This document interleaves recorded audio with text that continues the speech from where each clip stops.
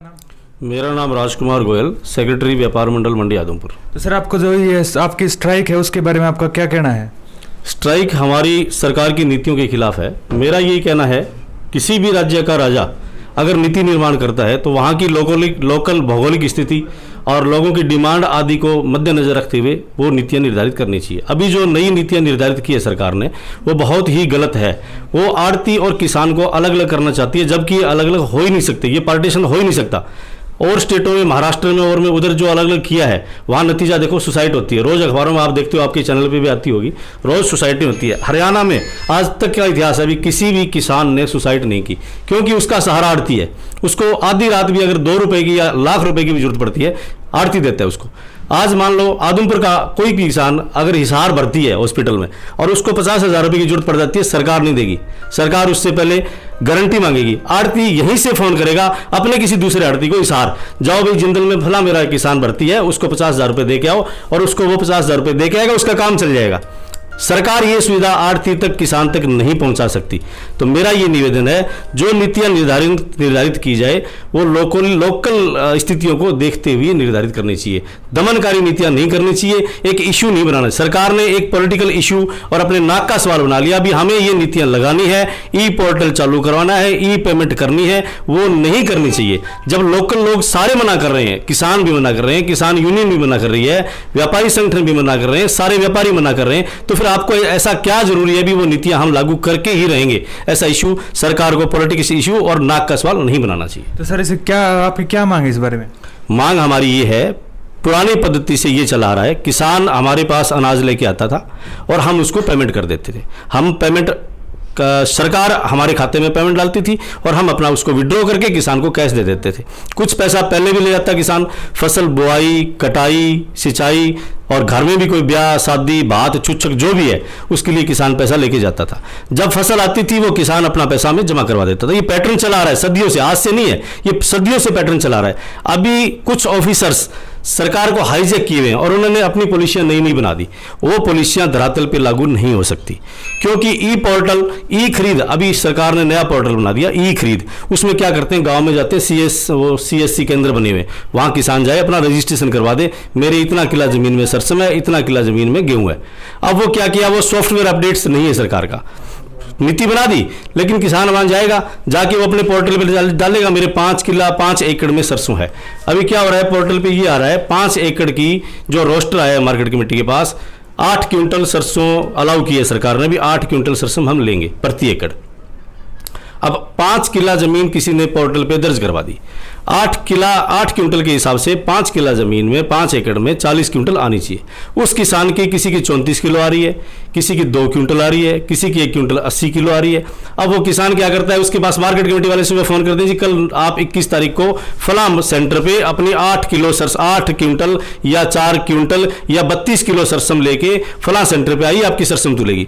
आज किसान के खेत में इतना जबरदस्त काम है, कटाई का, आगे नरमे की बुआई करनी है, सिंचाई करनी है, लॉकडाउन है, लेबर है नहीं, घर के सदस्य काम कर रहे हैं, 5 है, 4 है, 10 है, वो लोग काम कर रहे हैं। उनमें से एक आदमी आता है, अच्छा हर किसान के पास साधन नहीं है, ट्रैक्टर नहीं है, वो किराया का करता है, वो 1,000 रुपये देता है, वो 4 क्विंटल सरसों डाल के उसमें अनाज मंडी में आता है। यहाँ आते ही रोस्टर चेंज हो जाता है, वो आता है, नहीं जी आपकी तो 8 क्विंटल आई हुई है रोस्टर में, ये 4 क्विंटल कैसे ले, आप जाओ और लेके आओ 8 क्विंटल। अब वो किसान 8 क्विंटल वो अनलोड करता है, 4 क्विंटल लेने फिर गांव जाता है। फिर ये घटना हकीकत में हुई है, आप CID से ले लीजिए, परसों आदमपुर में हुई है, कोहली का किसान था, वो 8 क्विंटल लेने फिर घर जाता है, 4 क्विंटल वो लोड करता है, इतने में फिर मैसेज आता है, नहीं आपकी तो 4 ही क्विंटल है, उसने लोड कर ली वहां, फिर उसका भाड़ा लग गया, 2,000 रुपये पहले दे दिए उसने, 2,000 रुपये बाद में दे दिए।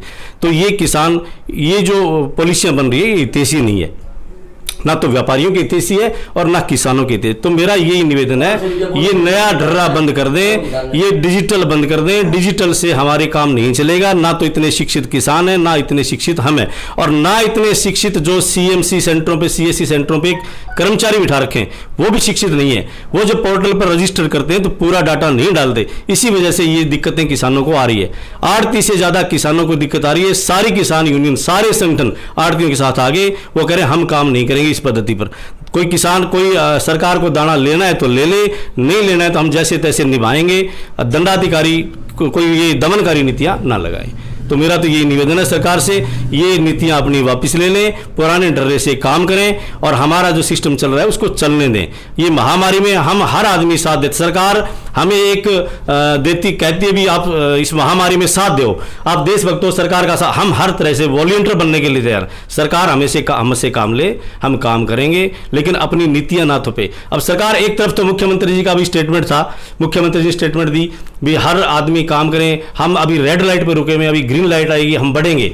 इस महामारी में आप कंडीशनें मत लगाएं, अपना कमीशन ना मांगें, अपना स्वार्थ ना देखें, अपना लाभ ना देखें, आप काम करें। ठीक है, हमें मंजूर है, हमारे राजा हैं, राजा का आदेश हमें मंजूर है, लेकिन राजा अपने अधिकारियों को भी आदेश दें भी आप नई नई नीतियां इस समय ना लगाएं, ये आपातकाल है, नीतियां हम अगले साल लगा देंगे, जब हम सारी सिस्टम सेट हो जाएगा उसके बाद नीतियां लगा देंगे, अगर पब्लिक मानेगी तो लगा लेंगे। इस महामारी में नीतियां लगा के और फोर्सली उसको इंप्लीमेंट करवाना, इनफोर्स करवाना, ये नीतिगत नहीं है, ये गलत है।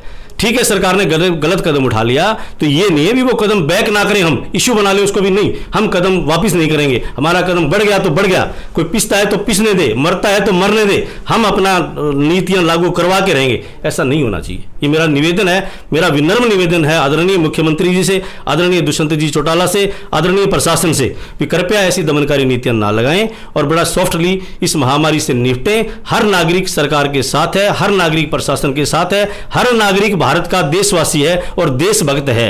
कुछ लोग अपने आप को देशभक्त या देश का नागरिक ना समझें, हर व्यापारी देशभक्त है। हर व्यापारी ने अपने स्तर पर अपनी मंडियों में जो लोग भूखे, आदमपुर में 800 परिवारों में खाना जाता है जो व्यापारी चला रहे हैं, सरकार का एक पैसा नहीं आता। अगर आता है तो मेरी मीडिया से रिक्वेस्ट है, आप वो रिकॉर्ड सार्वजनिक करें, सार्वजनिक स्थानों पर लगाएं भी तहसीलदार ने आदमपुर में इतने पैसे दिए। आज तहसीलदार के रिकॉर्ड में है आदमपुर 800 परिवारों को खाना खिला रहा है। कौन खिला रहा है? वो छोटे व्यापारी खिला रहे हैं, अनाज के व्यापारी, कपड़े के व्यापारी। अब कल सरकार ने एक आदेश दिया 20 तारीख से ऑनलाइन अमेजोन को उनको परमिशन दे दी भी आप माल बेचो। अरे हमारे व्यापारी 1 महीने से बैठे हैं, घर बैठे हैं, तनख्वाह सरकार एक तरफ से करी, तनख्वाह दो, इंप्लॉइज को तनख्वाह दो।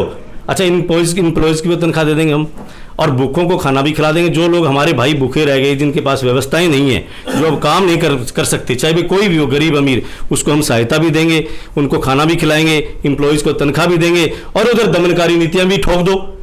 मतलब दबाओ अगले को, सिर्फ व्यापारी को दबाना। तो क्या सिर्फ व्यापारी अर्थव्यवस्था की धुरी होता है? हर राजा के राज्य का राजस्व व्यापारी के थ्रू आता है, और व्यापारी को जब वो मार देंगे तो राजस्व कहां से आएगा? आप बंद कर दो।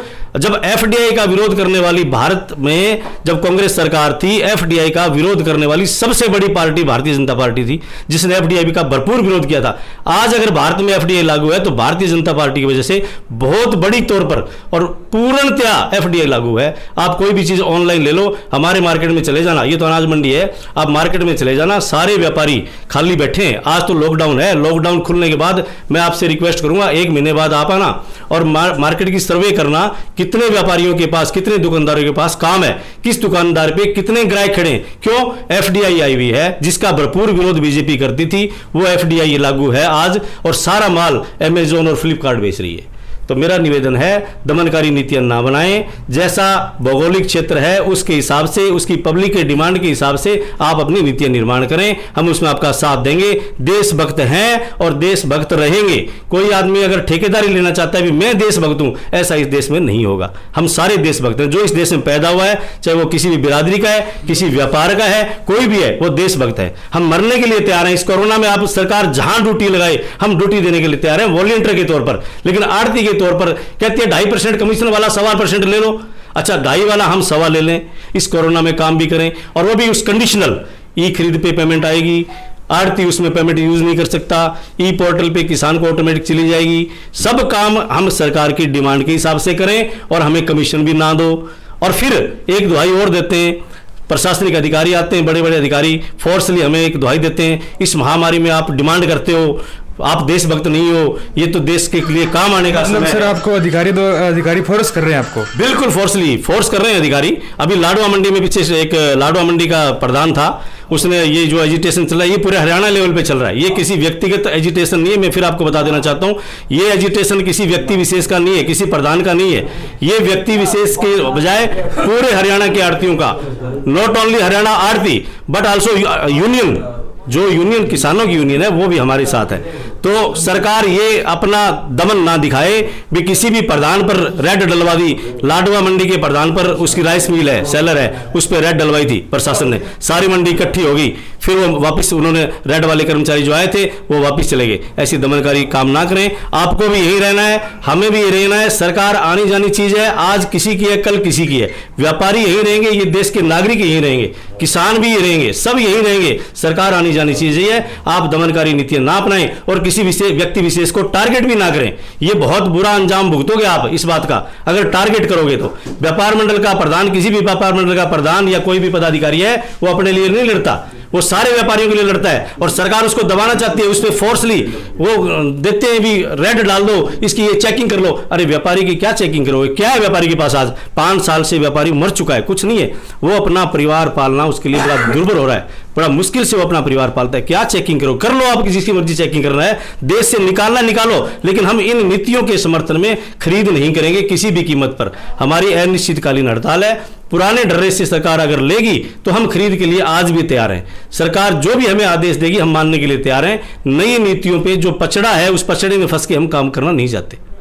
इसका मतलब सर आप कह रहे हैं पिछले 5 सालों में व्यापारियों को कोई लाभ नहीं हुआ है? बिल्कुल नहीं। आप और भी सर्वे करो, हमारे नहीं, किसी भी क्षेत्र में अनाज के व्यापारी नहीं, आप जाओ रेडीमेड गारमेंट्स के व्यापारी को देखो और किसी व्यापारी को देखो, फल विक्रेता को देखो। जो एक आज आप मार्केट में निकलना, एक सब्जी की रेडी लेके जो आदमी निकल रहा है ना, वो शाम को 500 रुपए की सब्जी बेच के भी घर नहीं आ रहा। वो कैसे अपने बच्चे पालेगा? उसके 3-4 बच्चे होते हैं, मियाँ बीबी होते हैं, माँ बाप होते हैं, 7 व्यक्तियों का परिवार। एक रेडी वाला 1000 रुपए की सब्जी लगा के वो निकलता है गलियों में और सब्जी ले लो, सब्जी ले लो, पूरे दिन घूमता है वो, उस रेडी को घिसता है बेचारा। लेकिन उसके पास शाम को बच्चे पालने के लिए भी पैसे इकट्ठे नहीं होते। इस बात को सरकार को देखना चाहिए। जब लोग मर जाएंगे तो सरकार राज्य करके क्या करेगी? राजा क्या करेगा अकेला?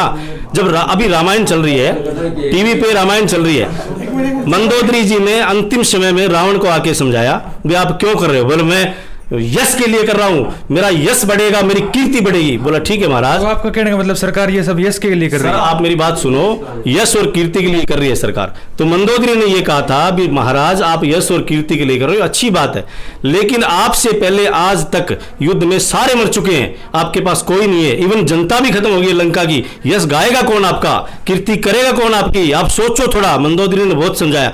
तो अब हम व्यापारी मंदोदरी हैं, हम समझा रहे हैं सरकार को भी आप अपनी प्रतिष्ठा के लिए ऐसा मत करो। हम आपको फिर निवेदन करते हैं, आपकी यश कीर्ति गाएगा कौन? जब हम बचेंगे नहीं तो गाएगा कौन यश कीर्ति? तो आप दमनकारी नीतियां बंद करो और हमारी फरियाद सुनो। ठीक है, धन्यवाद। जैसा कि आप सबने देखा कि हमने मंडी आदमपुर की अनाज मंडी में जाकर व्यापारियों से बात की व उनके प्रधान, उप प्रधान व सेक्रेटरी से बात की। उन्होंने हमें बताया कि सरकार की जो पुरानी नीतियां हैं वही सरकार लागू करें, जिसमें सरकार किसान अपनी फसल आड़तियों को बेचते थे और उसमें आड़ती किसानों को नगद रुपए देते थे। उन्होंने बताया कि ऐसा अगर सरकार की नई नीति के हिसाब से तो हर वर्ग परेशान है, चाहे वह आड़ती वर्ग है चाहे किसान वर्ग है, क्योंकि उनको कहना है कि लोगों को जितनी सरसों लौट होती है उतना सरसों या गेहूं नहीं खरीद पा रही है सरकार। उनके सॉफ्टवेयर में दिक्कत भी बताई है उन्होंने, और उनका कहना है कि सरकार जल्द से जल्द इस समाधान का हल करें। अगर ऐसा नहीं हुआ तो व्यापारी वर्ग लंबे समय तक अनिश्चितकालीन हड़ताल पर रहेंगे। जय हिंद, नमस्कार। घर पर रहें, सुरक्षित रहें। आप सुरक्षित देश